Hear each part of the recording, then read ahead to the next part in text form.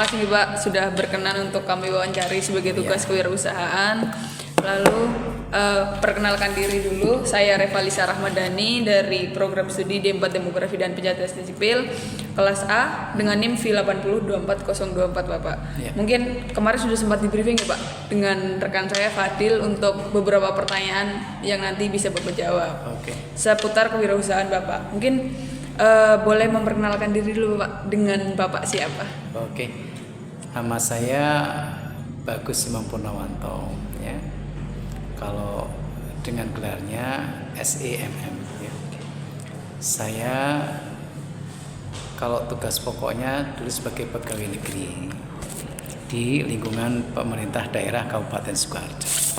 Sejak bulan Mei yang lalu saya sudah purna tugas dan saat ini saya diperbantukan menjadi dosen di sini ya, dosen di program D4 vokasi. Dan alhamdulillah sampai saat ini bisa bertemu dengan kalian ya toh? Apa yang bisa kami bantu ya. Ini Pak, matur nuwun Pak sebelumnya. Terus mungkin langsung saja ke pertanyaan Pak biar meningkat waktu. Pertanyaan pertama adalah bagaimana Bapak sebagai wirausahaan, kan kita bahasanya tahu ya Pak Bagus memiliki salah satu wirausaha Pak, Gusti yang berada di Sukoharjo. Mungkin pandangan Bapak bagaimana Bapak mendefinisikan konsep kewirausahaan dari sudut pandang Bapak sebagai akademisi Pak? Jadi begini anak-anakku. Jadi untuk menjadi seorang wirausahawan itu atau entrepreneur itu tidak mudah ternyata. Ya Pak Bagus sejak muda sebetulnya sudah dididik dari anak-anak itu sudah menjadi pegawai sebetulnya. Jadi dari SD, karena dari kecil memang Pak Bagus sudah membantu orang tua berbisnis. Waktu itu jualan es ya. Kemudian saya loper koran juga ikut menjahit dan lain sebagainya. Tetapi kalau itu dipraktekkan langsung ketika saya sudah dewasa, sudah tua, artinya sudah bekerja begitu maksud saya. Itu memang harus butuh kefokusan kalau jadi wirausahawan. Karena wirausahawan itu harus fokus, kemudian harus ulet ya, kemudian harus bisa melihat peluang. Kalau tidak bisa itu saya kira tidak bisa. Pertama saya dulu berwirausaha bermodal dari memang pendidikan saya marketing, kemudian saya pernah sekolah di sekolah wirausahawan ya, entrepreneurs, sudah pernah sekolah itu. Tetapi ketika diterapkan ternyata ada kendala banyak ya. Saya pernah membuat langsung usaha besar, membuat klinik ya, atau rumah sakit lah ya. Pasiennya sudah banyak, kemudian sudah berkembang, tetapi ada faktor-faktor lain yang tidak bisa saya penuhi. Artinya kefokusan itu penting ya. Pada saat itu saya sebagai pegawai negeri saya punya usaha, ternyata saya tidak bisa fokus. Pegawai negerinya juga harus fokus, kemudian wirausahanya harus fokus, kelihatannya kesulitan deh. Jadi makanya kalau kita mau jadi wirausahawan itu benar-benar harus fokus pada satu titik, jangan berpecah, pikirannya pecah. Akhirnya bukannya tidak berhasil usaha saya pada saat itu membuat klinik, tetapi karena tidak fokus, akhirnya perhatian berkurang ya, akhirnya menurun, akhirnya tutup. Gagal, saya anggap itu gagal. Kemudian saya membuka lagi usaha seperti usaha kelontong waktu itu. Bukan tidak fokus, tetapi persaingan. Kita tidak bisa membaca persaingan yang begitu banyak ternyata. Pada saat itu belum banyak tumbuh Alfamart, Indomaret itu sekitar tahun 2000-an. Tetapi lama-lama Indomaret sama Alfamart itu sudah menjamur sebegitu banyaknya, kadang-kadang dalam satu desa saja sudah ada lebih dari satu gitu. Akhirnya usaha kelontong kita juga kalah dengan mereka. Fasilitas kita jelas kalah ya, meskipun sebetulnya harga mereka lebih mahal. Kalau kita mengikuti mereka kita nggak laku, kalau kita di bawah mereka operasional kita tidak cukup ya, akhirnya gagal juga ya. Beberapa usaha kita gagal, yang terakhir ini Pak Bagus ngikutin tren anak muda saja ya, membuat Gusti itu. kenapa saya buat Gusti? Banyak sekarang tumbuh usaha-usaha kopi gitu. Kopi-kopi, minuman kopi-kopi di mana-mana itu ada beli kopi, ada apa tuh, banyak sekali ya anak-anak ya yang tahu ya. Itu kok menjamur. Tetapi yang khas Indonesia itu apa? Ya, kopi itu sebenarnya khasnya orang-orang Brasil, orang-orang Eropa, Amerika itu senang kopi. Tapi kan teh itu kan khasnya Indonesia. Ini kan belum lah, kita mengangkat tehnya ini. Kemudian kita meramu jenis beberapa teh begitu, tidak hanya satu teh saja, dengan berbagai ukuran, dan tentunya juga dengan ketelitian di dalam melakukan studi itu. Ya, setelah itu ada satu produk kita teh namanya Gusti ini. Ya alhamdulillah kita cukup bagus, sekalipun hasilnya biasa-biasa saja, tapi paling tidak bisa menyerap tenaga kerja. Ya, ada 3 cabang kita di Sukoharjo, kemudian di Salatiga dan di Semarang. Dan alhamdulillah banyak. Permintaan sebetulnya banyak untuk kita franchise anak-anakku sekalian. Tetapi Pak Bagus belum fokus ke sana karena memang sekarang ini belum belum kita infrastrukturnya, ya, perizinannya dan lain sebagainya belum kita siapkan. Tapi nanti kalau misalnya sudah siap, kita akan franchise. Yang minta sudah banyak ini di beberapa daerah Solo, sudah banyak juga yang minta, Boyolali, kemudian bahkan ada yang di Kalimantan dan Sumatera sudah ada yang minta agar dibuka franchise di sana. Gitu. Kita tidak terburu-buru untuk melakukan franchise karena kita harus menyiapkan segala sesuatunya dengan baik. Jangan sampai kegagalan yang dulu menjadi kegagalan saat ini ya. Ya kan, kegagalan itu kan guru yang terbaik bagi kita untuk berbenah diri gitu. Dan alhamdulillah sekarang sudah berhasil. Gitu. Mungkin Pak, mungkin yang dapat kami petik adalah menjadi wirausahawan memang tidak gampang ya Pak. Tidak langsung yang seperti membolak-balikan tangan ya Pak. Betul. Wirausahaan harus berjuang dengan adanya kefokusan, ada melihat peluang, terus membaca persaingan di sekitar wilayah kita ya Pak. Lalu Gusti ini mungkin khususnya Pak Bagus sendiri sudah merintis wirausaha dari klinik, lalu dari toko kelontong, langsung yang sekarang membuat kesuksesan adalah Gusti Pak, yang sudah membuka 3 cabang di Sukoharjo, Semarang maupun Salatiga, dan insya Allah akan buka kembali Pak di kota-kota tertentu. Nanti akan berkembang. Amin. Oke, lalu selanjutnya sebagai seorang akademisi Pak, bagaimana Bapak mengolah usaha Bapak? Mungkin cara mengolah kefokusan kan Bapak sekarang mungkin menjadi dosen gitu. Yang mengolah saat di wirausahaan atau di toko itu bagaimana Pak? Dari segi keuangan, dari segi tata kelola keuangan dan lain sebagainya Pak.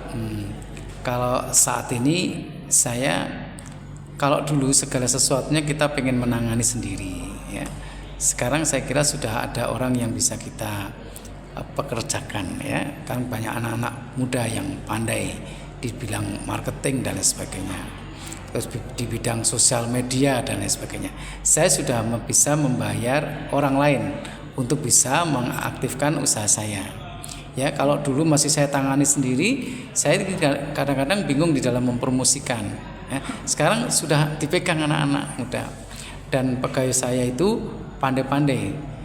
Yang jelas kita di samping juga merekrut pegawai juga harus menyejahterakan mereka ya. Yang semula itu mereka semua rata-rata SMA, sekarang itu semua sarjana ya. Jadi yang jadi pegawai di tempat saya itu semua sarjana ya, dan saya masih memperbolehkan mereka untuk bekerja di luar. Jadi manajemen yang baik itu tidak harus ditangani sendiri, itu bisa begitu. Kalau dulu saya masih menangani sendiri sehingga kefokusan itu berpecah. Tak pikir-pikir, saya berpikir kalau saya tangani sendiri nanti juga akan jatuh seperti bisnis-bisnis semula gitu. Akhirnya saya punya kepanjangan tangan, saya bayar orang yang bisa untuk marketing, siapa yang pandai di dalam sosial media, kemudian mereka berperan untuk itu dan kita bayar dari hasil yang kita dapat dari pendapatan itu. Memang paling banyak pengeluaran itu adalah kalau di usaha itu di promosi ya.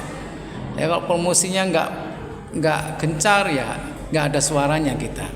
Sekarang ini kan sosial media begitu marak sehingga kita bisa menggunakan Instagram, bisa menggunakan Facebook, menggunakan TikTok dan lain sebagainya. Itu anak-anak yang kita sebagai staf kita yang melakukan kegiatan tersebut gitu ya. Pada prinsipnya kita hanya sekarang ini memantau, tidak harus kita terjun langsung, kita memantau bagaimana usaha itu bisa berjalan dengan baik dan dijalankan dengan anak dengan baik.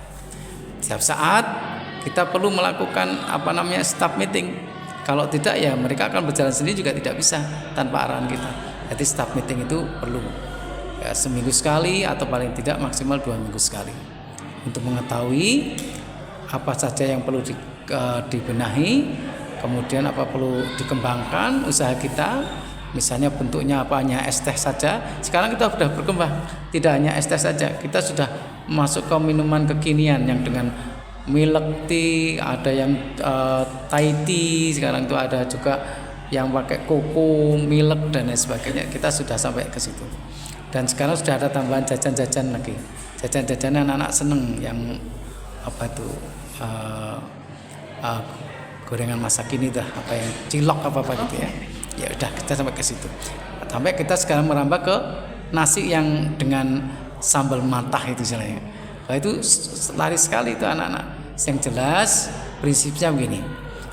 Usaha kita laksanakan, kita boleh mengambil untung, tetapi sebaiknya menurut saya untung tidak usah terlalu besar. Yang penting biaya operasional cukup, biaya tenaga kerja cukup, terus kemudian kita ada untung sudah cukup. Nggak usah kita mengambil untung yang besar, tapi setelah kita ada pembeli dia tidak kembali lagi. Ya kalau bisa untungnya nggak usah banyak-banyak. Kita lihat juga pangsa pasarnya. Selanjutnya kita juga lihat peluangnya di wilayah tersebut. Karena banyak usaha-usaha yang baru berdiri meskipun itu enak, tapi harga produknya itu melebihi kapasitas orang di situ untuk membeli. Ya, sehingga tidak mampu orang di sekitar itu. Akhirnya tutup juga meskipun enak. Yang dicari masyarakat itu sepertinya enak, murah, bergizi. Gitu aja yang cari sekarang kelihatannya. Nah, itu yang kita fokuskan di situ, ya. Oke, baik Pak. Berarti sebagai akademisi, Bapak sebagai dosen berarti mempekerjakan nih Pak? Iya, mempekerjakan. Tidak kita tangani sendiri. Oke, yang tadi sempat cerita dari SMA hingga sarjana nih Pak. Wah, itu hebat sekali Bapak. Dari SD saya jualan es. Ya. Berarti Bapak nih di Gusti bisa disebut sebagai CEO nih Pak, CEO-nya Gusti. Ya boleh lah. Oke, selanjutnya Bapak yang terakhir adalah peran pemerintah dalam mendukung pelaku UMKM atau kewirausahaan. Mungkin dari sudut pandang Bapak sebagai CEO Gusti gitu Pak. Gini, peran pemerintah itu khususnya terhadap usaha-usaha ini harus digalakkan ya menurut saya. Misalnya memberikan fasilitas tentang perizinan itu penting. Karena bagi usaha-usaha kecil ini kadang mereka tidak bisa berkembang karena usahanya tidak bisa dipasarkan keluar. Karena apa? Tidak ada izin IRT itu, izin rumah tangga itu, izin industri industri rumah tangga. Jadi harapan kami juga kepada pemerintah ya itu memberi peluang kepada kita agar usaha UMKM ini berjalan, itu perizinannya juga harus diperhatikan. Terus kemudian yang kedua ada pembinaan dari pemerintah, baik dari Dinas Perindustrian Perdagangan maupun juga dari Dinas, kalau makanan kan ada Dinas Kesehatan dan sebagainya. Kemudian ada lembaga halal dan haram itu penting sekali. Jadi sangat dibutuhkan untuk usaha-usaha. Yang ketiga itu penting, tidak kalah pentingnya adalah adanya stimulus modal terhadap usaha kecil ini dari pemerintah itu penting. Kan mereka kadang-kadang tidak punya modal untuk bisa mengembangkan usahanya karena apa? Terbentur dengan dana modal. Ya, makanya pemerintah perlu memberikan stimulus dana untuk bisa berkembang UMKM ini. Kalau bisa itu kan yang mikro menjadi kecil kan begitu. Kemudian yang kecil menjadi menengah menjadi besar. Dan ini dorongan pemerintah sangat diperlukan sekali untuk itu. Khususnya di permodalan itu tidak hanya memberi modal saja tapi dengan bunga yang besar, tapi modal dengan bunga yang seringan-ringannya. Syukur bisa jadi memberi modal dengan grace period pembayaran lebih panjang lagi. Kan biasanya kan kita pinjam bulan depan bayar, kan gitu ya. Meskipun dengan bunga yang kecil, kadang-kadang masih berat juga untuk pengusaha kecil atau mikro. Yang bagus adalah memberikan modal dengan grace period misalnya 6 bulan biar usahanya berjalan dulu baru membayar angsurannya. Yang kita harapkan begitu. Gitu ya, Pak. Iya Pak, mungkin tadi ya setelah menjawab ada 3 poin gitu Pak. Yang pertama adalah pemerintah itu memberikan perizinan gitu Pak terkait industri rumah tangga ke UKM atau perusahaan-perusahaan yang memang membutuhkan gitu Pak. Karena memang mungkin pada dasarnya UKM-UKM seperti itu kan juga memerlukan izin gitu Pak. Susah gitu Pak perizinannya. Yes. Tapi ada beberapa daerah sekarang sudah memberikan kemudahan perizinan ya.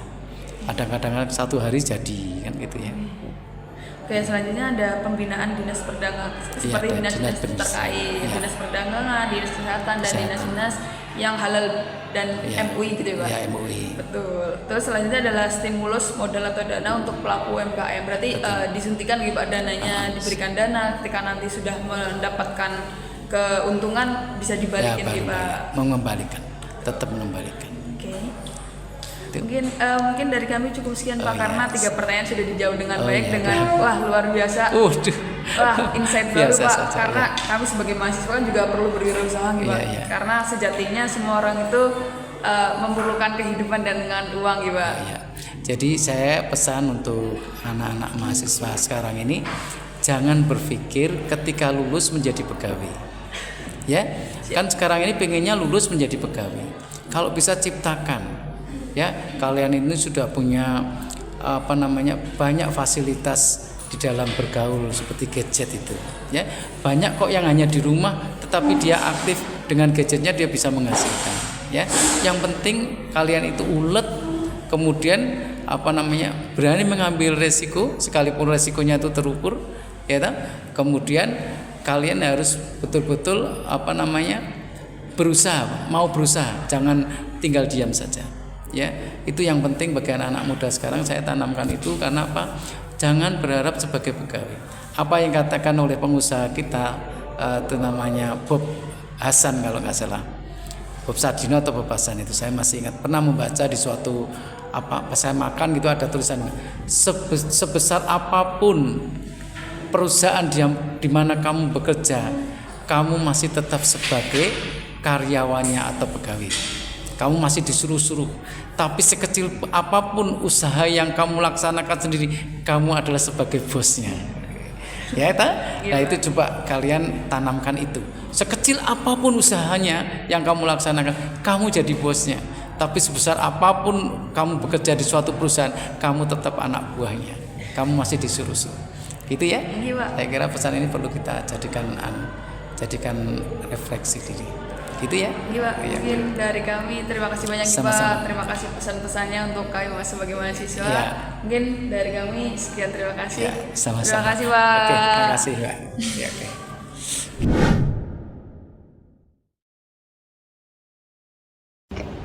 Selamat sore teman-teman, perkenalkan nama aku Teresa Apriliana dengan NIM V808029.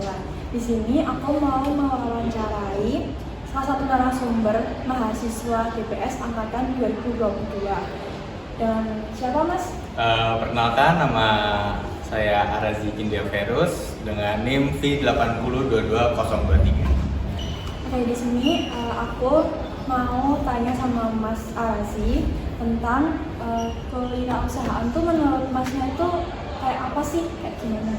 Oke, kalau menurut aku sendiri ya, kewirausahaan itu adalah ketika seseorang itu punya ide untuk menggabungkan inovasi, kesempatan yang bisa dia lihat, dan dia itu juga nggak takut untuk ngambil resiko atas ide yang dia punya dalam mengembangkan sesuatu dari idenya tersebut. Misalkan ketika dia mau buat bisnis atau buat hal-hal baru yang lainnya, mungkin kayak gitu ya, kesimpulan dari aku. Kalau dari Mas Arazi sendiri tuh punya pengalaman nggak terkait kewirausahaan gitu? Kalau terkait kewirausahaan sendiri, aku dari kecil punya orang tua yang udah buka usaha makanan gitu ya. Jadi kayak mungkin fried chicken, Kentucky fried chicken gitu. Nah, itu aku dari kecil udah diajarin untuk seiring berjalannya waktu itu inovasi kewirausahaannya itu selalu diubah dari yang awalnya jualan ayam goreng, terus jadi masakan rumahan. Jadi setiap tahun itu nggak cuman stuck di satu ide aja, tapi bertahap itu nanti idenya berubah-ubah. Jadi bertambah-tambah terus ya? Iya, gitu. bertambah-tambah. Dan ada yang diganti juga. Kalau menurut Mas Arazi nih, peran pemerintah Kota Solo dalam mensupport UMKM itu kayak gimana sih? Kalau baiknya peran pemerintah khususnya Pemkot Solo dalam mengembangkan UMKM yang ada di Solo ya, itu menurutku ya disediakan lapaknya ya untuk para UMKM ini. Jadi mereka itu punya tempat khusus buat mereka berjualannya. Jadi kayak nggak perlu takut ada preman yang minta uang keamanan lah kayak gitu. Jadi mereka merasa terlindungi dan merasa disupport. Terus sesekali diadakan festival UMKM kan. Jadi kan makin dikenal nggak hanya di Solo tapi bisa sampai nasional gitu sih. Oke, terima kasih ya Mas atas waktunya. Semoga usaha yang lagi dijalani Mas Arazi semakin sukses. Iya, terima kasih.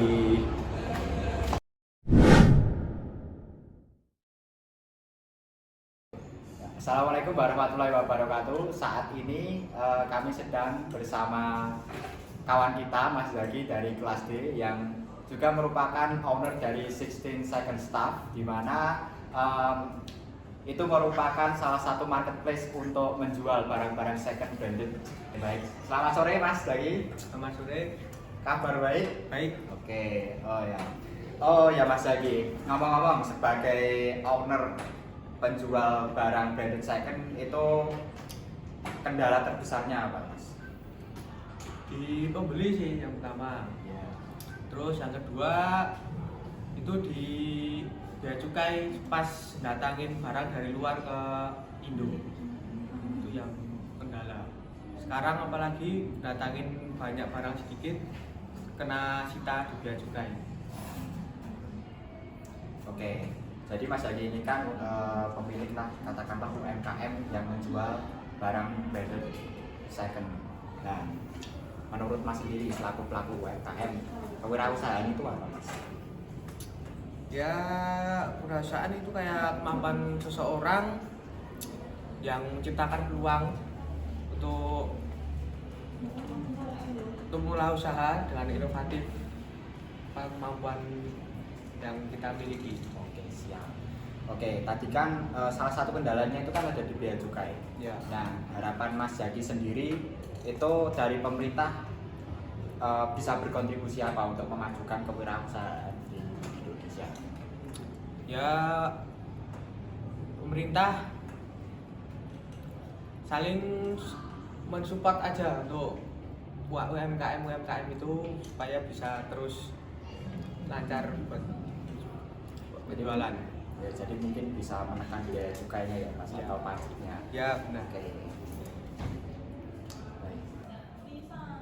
Oh ya, jadi kalau boleh tahu itu mulai tertarik di dunia penjualan barang second mulai kapan itu Mas? Udah lama sih, udah dari SMP. Wah. Dan kalau boleh tahu itu omset sekitar per bulannya itu berapa rata-rata?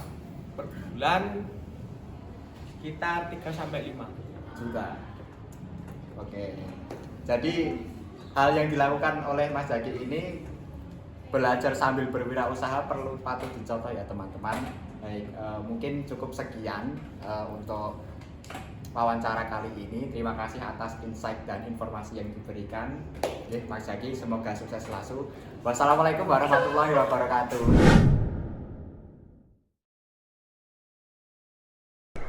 Assalamualaikum warahmatullahi wabarakatuh. Halo teman-teman, saat ini saya sedang bersama dengan Bapak Prajono selaku pemilik usaha percetakan di daerah Sukoharjo.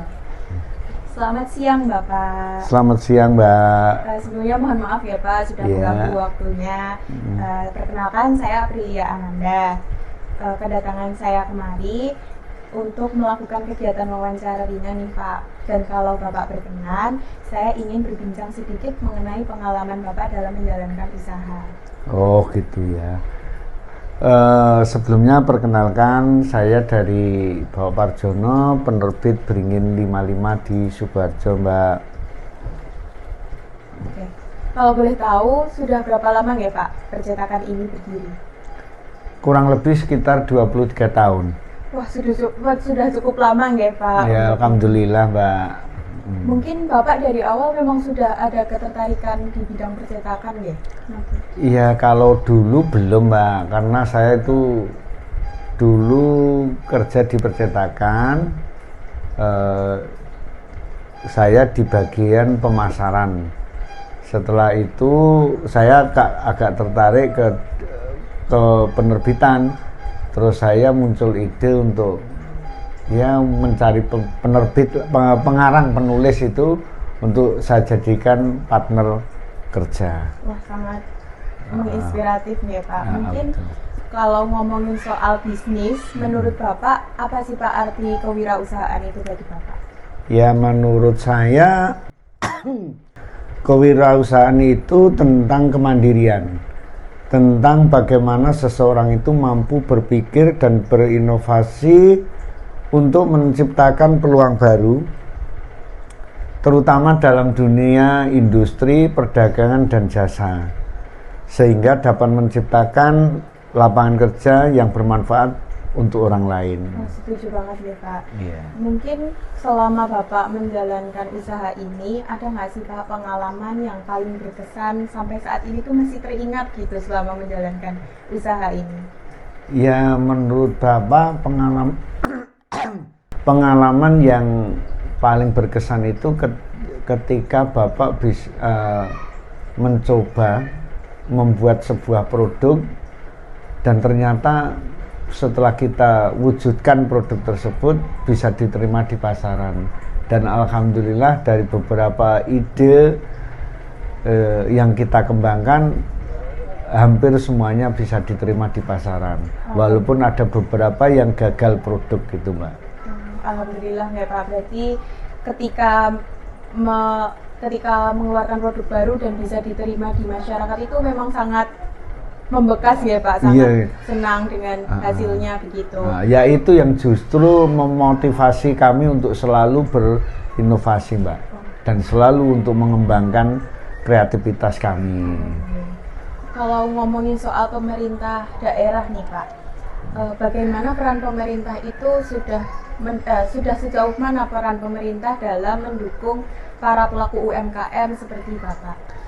Ya, alhamdulillah pemerintah Kabupaten Sukoharjo sangat mendukung para pelaku UKM, termasuk dari kami, dari sahabat-sahabat penerbit dan percetakan ini, semua terbantu sehingga kami lebih termotivasi untuk selalu lebih maju. Alhamdulillah ya Pak, pemerintah berarti sudah cukup mendorong, mensupport para pelaku UMKM. Ya, mungkin kalau untuk kata motivasi atau kata-kata semangat untuk generasi saat ini nih Pak, agar tidak takut untuk memulai usaha itu bagaimana Pak? Mungkin ada mboten?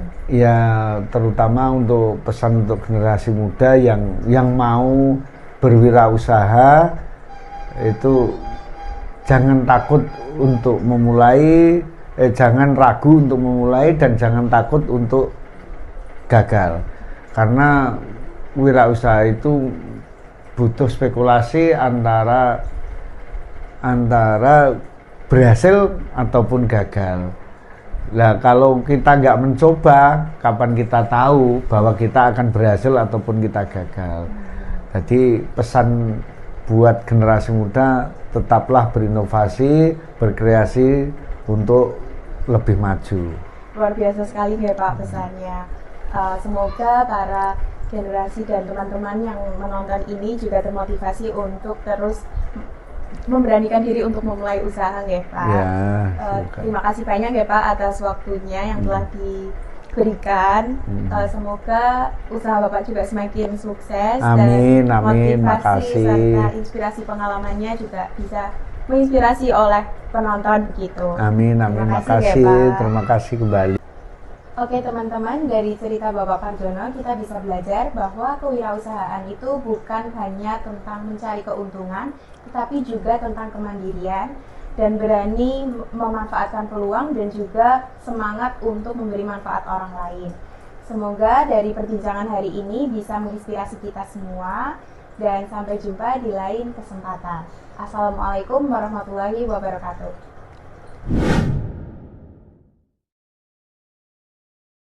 Baik Pak, selamat siang. Dengan Bapak siapa ya Pak? Saya Farhan. Oh ya Pak.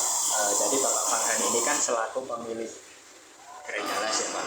Bapak merintis usaha ini sejak tahun berapa? 2022 bulan Agustus. Berarti sudah berjalan sudah sekitar 3 tahun ini ya Pak. 3 tahunan.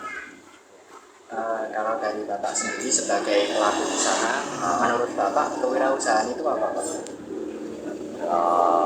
Apa ya, saya buat bertahan hidup ya, buat uang orang lain kerja lah. Kayak ya kan niatnya di daerah saya kan banyak yang nganggur juga. Niatnya dari kan saya pertama dari Kalimantan nih, punya modal lumayan lah, bisa bikin peluang kerja gitu. Awalnya satu karyawannya, selain buat saya nyiptain lapangan pekerjaan kan saya juga ada untungnya juga lah, lumayan walaupun gak besar gitu. Tapi alhamdulillah makin kesini kan prospeknya bagus dari mahasiswa juga gitu. Tapi awalnya kan ayam doang gitu, tapi makin kesini kan makin akrab tuh sama anak kampus. Katanya gimana kalau adain sayur gitu. Coba sayur, alhamdulillah. Kalau dari pandangan Bapak sendiri, menurut Bapak peran pemerintah apa Pak yang diharapkan untuk mensupport usaha-usaha seperti yang Bapak jalankan saat ini? Apa ya, paling dari segi harga bahan pokok gitu. Kalau terlalu mahal kan kita juga repot juga kan, kita harganya harga anak kuliah ya. Kalau mahal banget kan anak kuliah tahu sendiri ya, kayak gitu lagi. Dari bahan pokok aja kalau bisa jangan sampai mahal banget kayak tahun kemarin tuh, gila itu cabai sampai 100.000 kan. Itu pas cabai mencapai harga 100.000 ini harganya tetap sama Ya gimana lagi mas, tetap sama, cuman kan pas-pasan lah. Walaupun kadang-kadang kurang juga, ya namanya usaha kan ya sama tiap hari gitu, kadang sepi juga. Ya mau gimana nih kan udah mahal dari sononya, paling kita atur dari apa diatur dari bagian ini bagian itu, walaupun cabai mahal gitu. Jadi sebisa mungkin itu nomboknya nggak gede banget. Jadi untuk harga pokoknya mungkin perlu distabilkan. Dari bahan-bahan pokoknya gitu. Jadi jangan sampai kayak tahun-tahun kemarin itu mahal-mahal banget kan. Kalau sekarang agak normal tuh lumayan lah. Kalau mahal juga nggak mahal-mahal banget itu, nggak tembus 100 juga. Jadi maksud itu pas cabai mahal sempat mengalami kerugian kira-kira berapa bulan? Bulan ya. Pokoknya itu kayaknya itu ada sebulan lebih mah. Sebulan lebih ada itu. Kalau nggak salah ada mas sebulan lebih mah. Ya dia bisa bertahan. Iya. Pas tahun 2023-an lah, 23 yang sebelum pergantian presiden aja.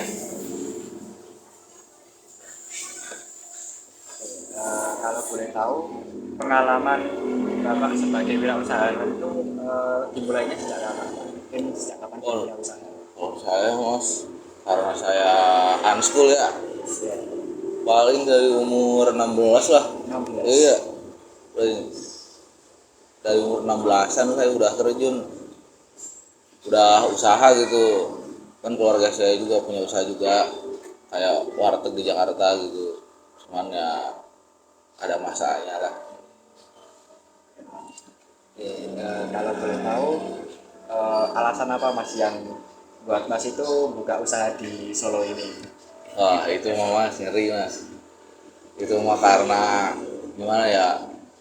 Sebenarnya saya udah enak kerja di Kalimantan sebenarnya. Wah gaji udah di atas UMR Jakarta, udah enak lah. Iya udah enak, cuman saya ngelihat keluarga saya katanya pengen punya usaha. Kebetulan kakak saya kan nggak punya skill wirausaha, skillnya di mekanik gitu.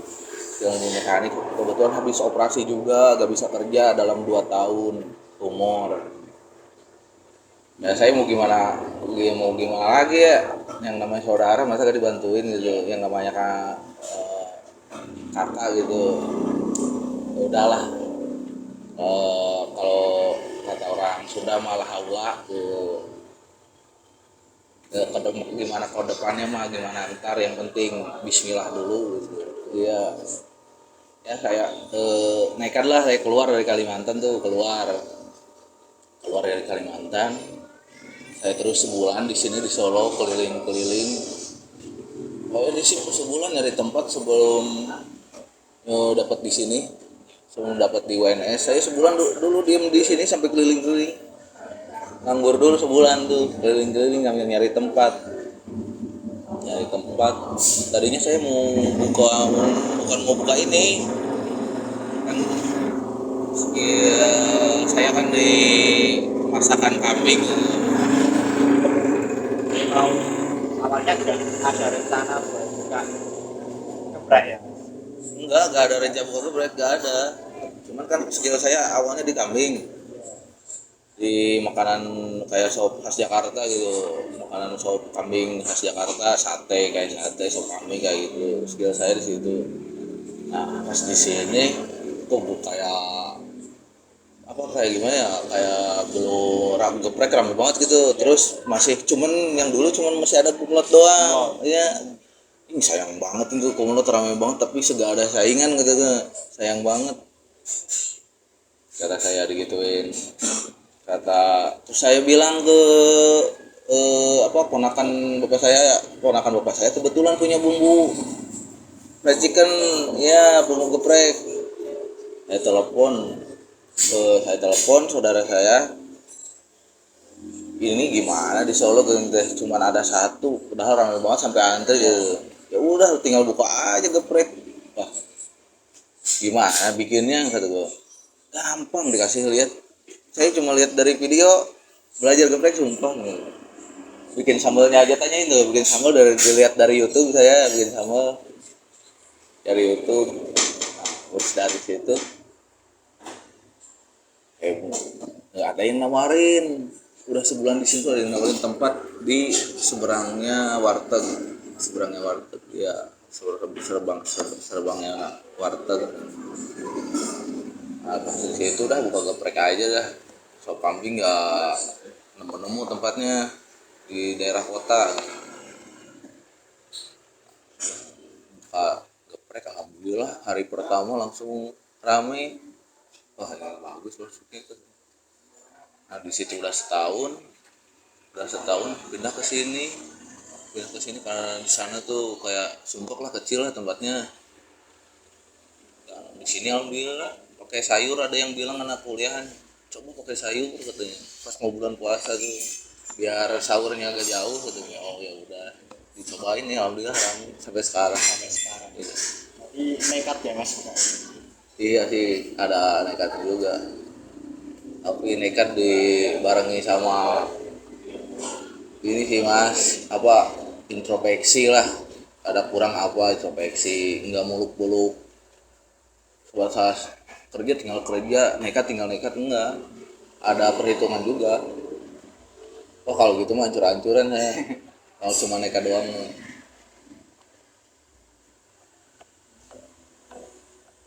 Baik Mas, mungkin sekian ya Mas, terima kasih atas informasi bersama sharing pengalamannya. Semoga usahanya semakin berhasil. Terima kasih ya Mas. Alhamdulillah. Siap.